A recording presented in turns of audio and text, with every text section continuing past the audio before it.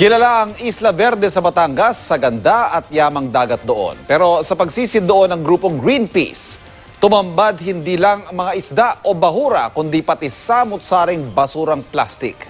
Nakatutok si Rafi Tima. Isa ka ba sa mga gumagamit ng plastic cup na basta-basta na lang itinatapon pagkagamit? Kung oo, baka sa'yo galing ang isang ito na nagkulong sa isang alimasag.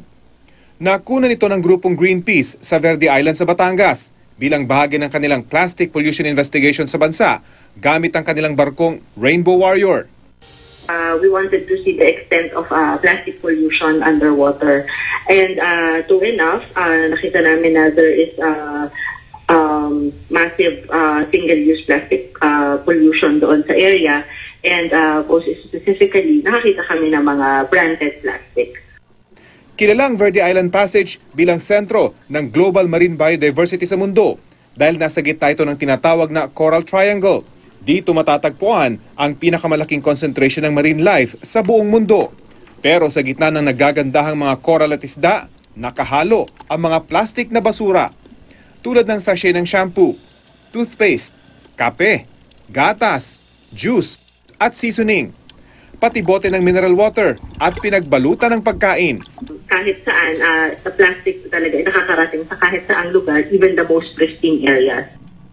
Base sa datos ng isang International Ocean Conservancy Group, pangatlo ang Pilipinas sa may pinakamaraming tinatapon na plastic na basura.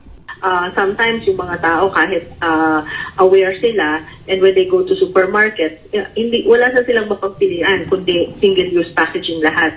And so that's what we're telling the corporations to bring us better delivery systems, even better packaging, longer term.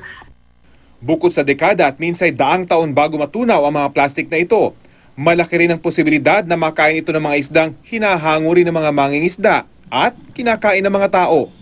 And yung collective na voice ng nating mga consumers, if we are going to call out the corporations, the producers, to actually reduce and change their business model, I think that will be very powerful. Rafi Tima, Nakatutok, 24 Oras.